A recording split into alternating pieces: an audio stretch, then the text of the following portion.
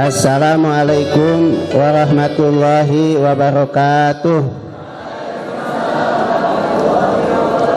Alhamdulillahi wahdah, wassalatu wassalamu ala rasulillah Sayyidina Muhammad ibn Abdillah wa ala alihi wa sahbihi wa man tabi'ahu ila yaumil qiyamah. Amma ba'du, qala ta'ala fi kitabihil azim, a'udzu billahi minasy syaithanir rajim, bismillahirrahmanirrahim.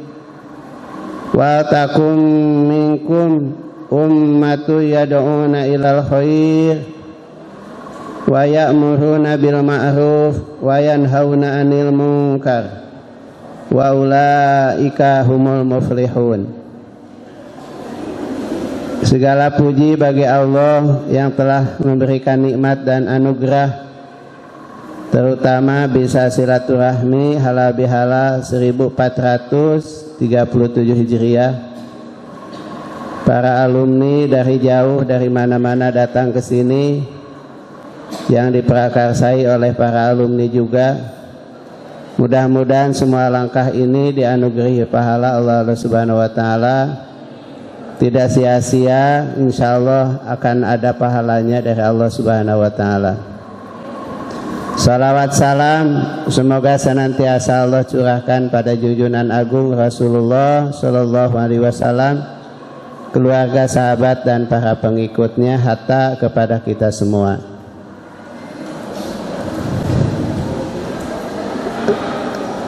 Tema yang sudah ditulis di sana adalah menjadi tantangan buat kita semua, bahwa dakwah harus merupakan bagian daripada tugas kita semua. Apakah kita ajengan, kiai, ulama, sarjana, teknokrat, politikus, siapapun dan posisi dimanapun, kita harus mengambil peran serta dalam bidang dakwah ini. Tanpa dakwah, Islam tidak akan berkembang seperti hari ini. Bapak baca di dalam Al-Madkhal ila Dakwah, disebutkan di situ dakwah bagaimana ketika Nabi Adam lahir sampai kepada masanya Nabi Isa alaihissalam. Yang intinya mereka itu sama, melakukan gerakan dakwah tanpa henti setiap hari. Hanya temanya waktu itu berbeda. Temanya hanya satu, bagaimana supaya menyembah kepada Allah, hanya bertauhid kepadanya. Kemudian dakwah pada masa Kangjeng Nabi Muhammad SAW menggiring supaya mereka memahami tentang Islam. Setelah itu mengajarinya tentang materi yang ada dalam ajaran Islam. Dan ketiga adalah menerapkan, mengaplikasikan hukum-hukum baik dalam kehidupan pribadi ataupun kehidupan bermasyarakat. Kemudian terakhir pada masa Nabi itu dakwah adalah mengembangkan dengan cara mengirim delegasi ke berbagai penjuru dunia. Maka akhirnya Islam berkembang kemana-mana. Hanya pada masa khalifah yang 4 dan sahabat selanjutnya sampai kepada masa kita ini ditengarai oleh sebuah hadis yang Rasulullah mengatakan bahwa kalian nanti akan hidup di masa terjadi banyak khilafiyah, terjadi perbedaan, terjadi firqah, terjadi golongan-golongan. Maka pesan Nabi hanya satu, alaikum bisunnati wa sunnati khulafai rasyidin al-mahdiyyin addu 'alaiha bin nawajid. Yang artinya ikuti sunnahku dan sunnah khalifah yang 4 yang dapat hidayah. Kemudian pegang, jangan sampai lepas. Kalau kita tidak punya pegangan ini, hari ini begitu banyak paham, aliran dan golongan, kita tidak punya pegangan yang tegas yang akan menyelamatkan diri kita. Inilah yang disebut dengan ahli sunnah wal jamaah. Ahli sunnah artinya adalah ajaran Kangjeng Nabi Muhammad SAW. Wal jamaah artinya kelompok terbanyak daripada sahabat Rasulullah SAW.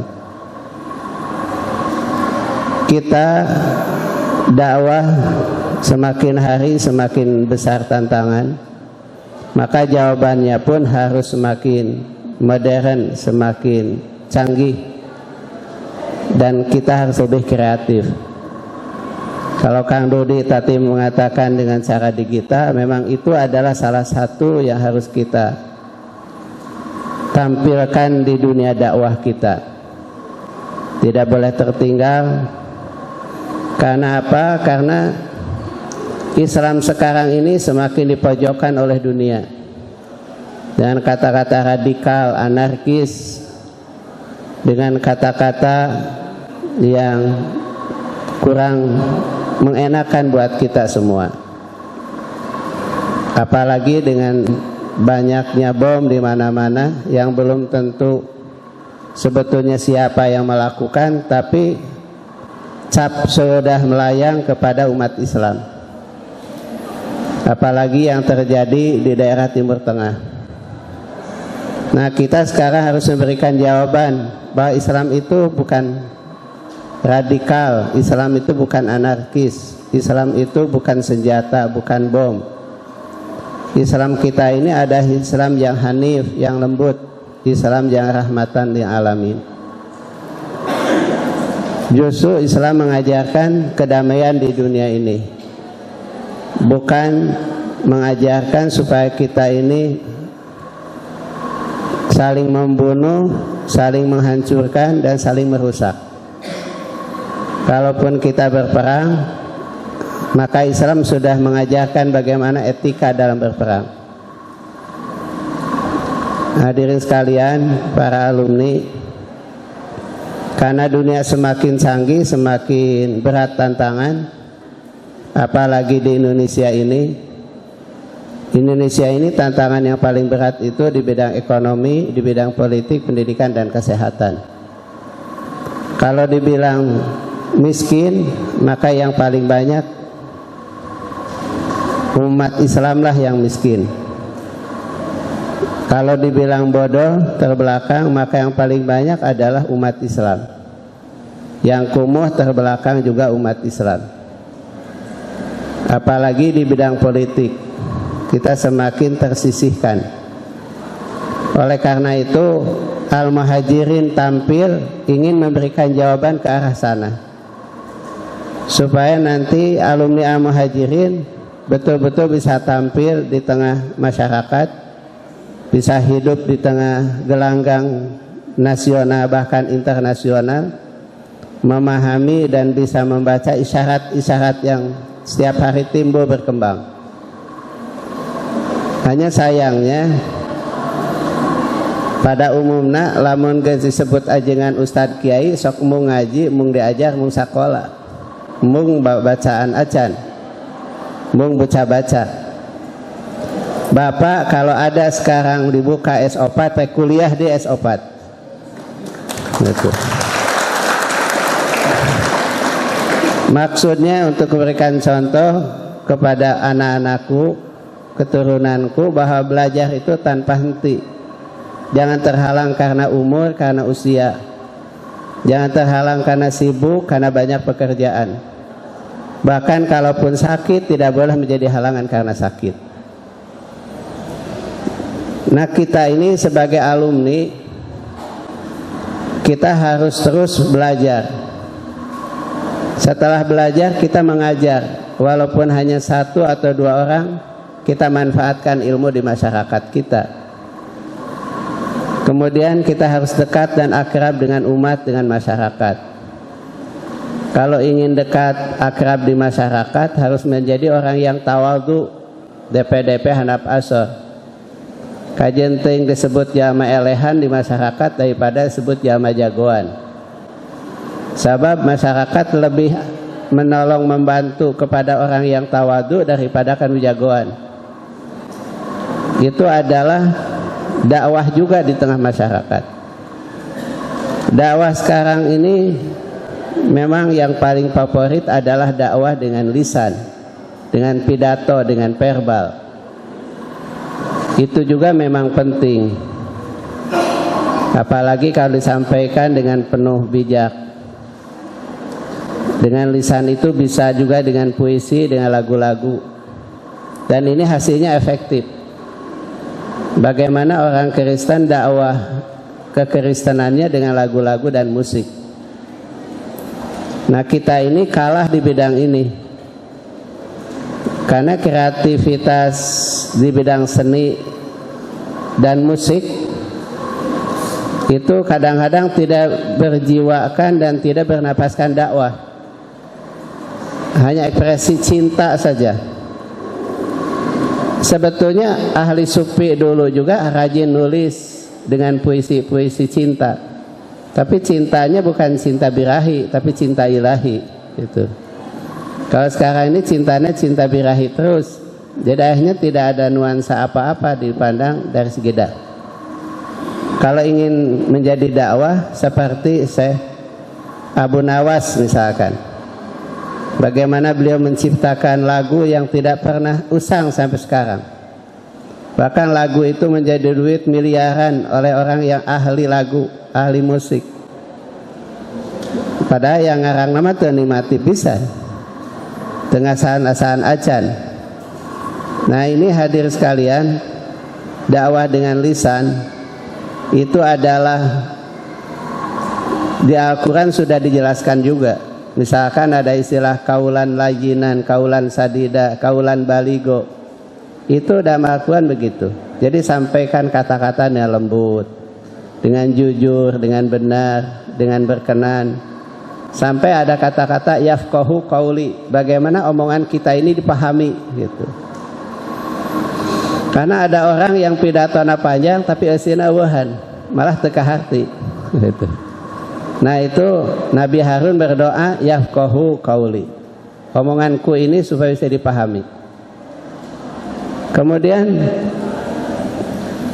dakwah yang sering dikumandangkan oleh kita ini ternyata tidak begitu efektif dibandingkan dengan dakwah bilhal. Dakwah bilhal itu adalah dakwah dengan perbuatan. Kalau dalam hadis sebutkan adalah fayugoyirhu biyadih, dengan tangan. Ilmu banyak, perbuatan tidak baik, tidak berharga dari segi dakwah. Tapi kalaupun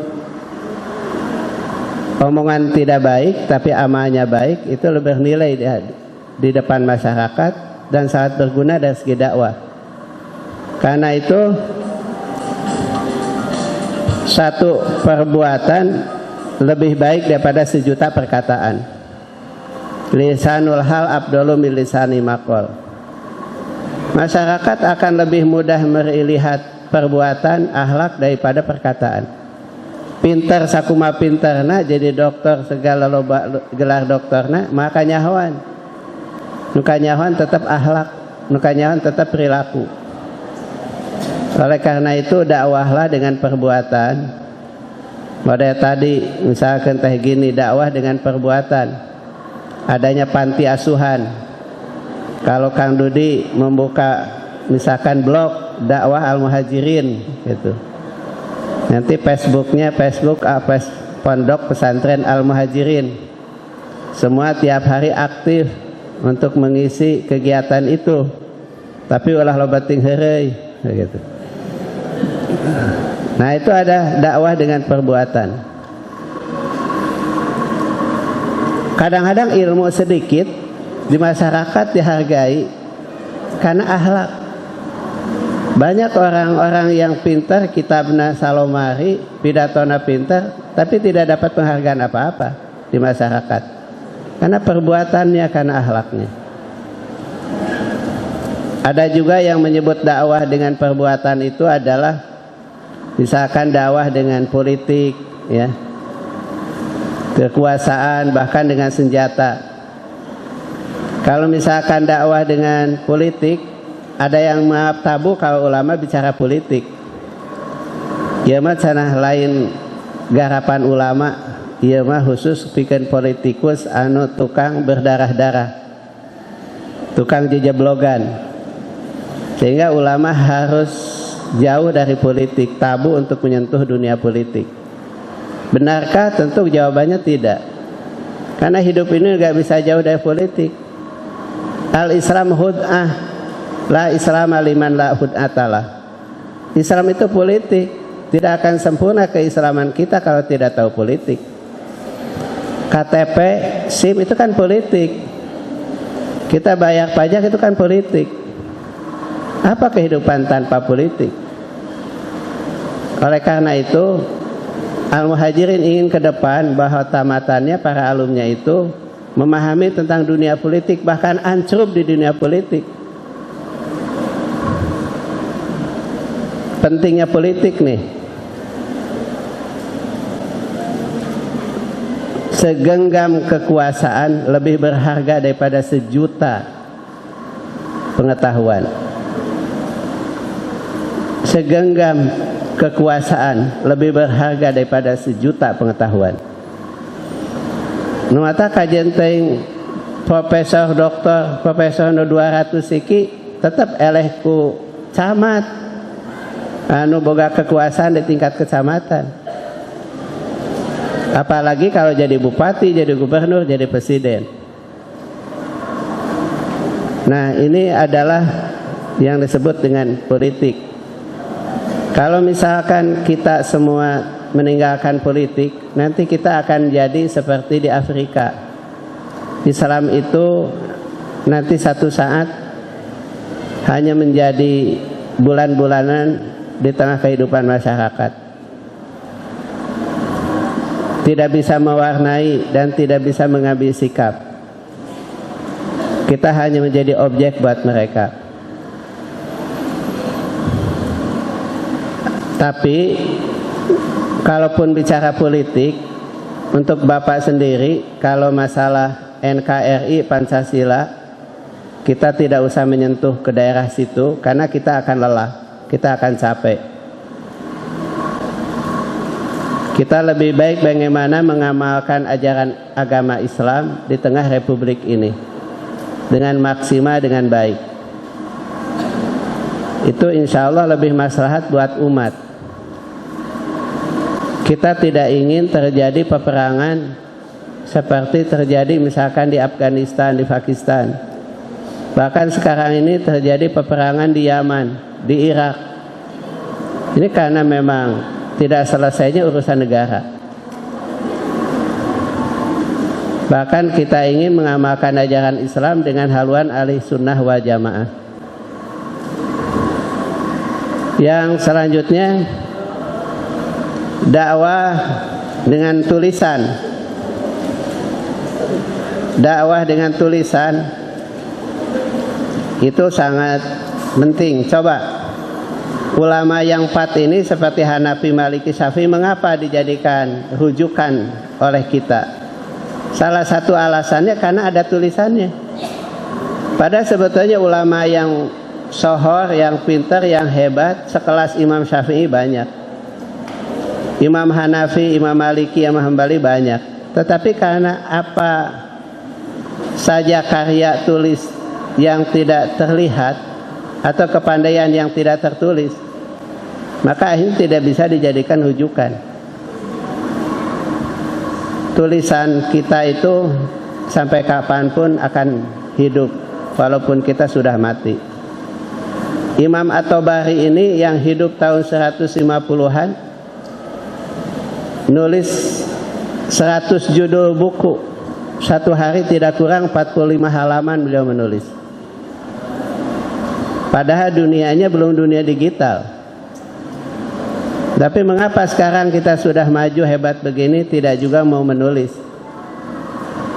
Bapak walaupun begini, ya berusaha untuk mencoba rajin menulis. Bulan puasa kemarin menulis 4 judul buletin. Sekarang setelah dari lebaran menulis. Kemarin setelah lebaran nulis adab tentang buang air besar dan istinja. Kemudian kedua, adab tentang bagaimana berdoa yang baik. Malam Bapak nulis ini judulnya, ini belum direvisi tulisan ini, dakwah bagi alumni belum selesai ini, karena baru selesai 1:30 malam tadi. 1:30 malam, tidur jam 1, bangun jam 4, tadi di print out ini. Lebih baik berbuat sesuatu walaupun jelek daripada tidak sama sekali. Nah, belajarlah menulis, ulah SMS-an wae. WA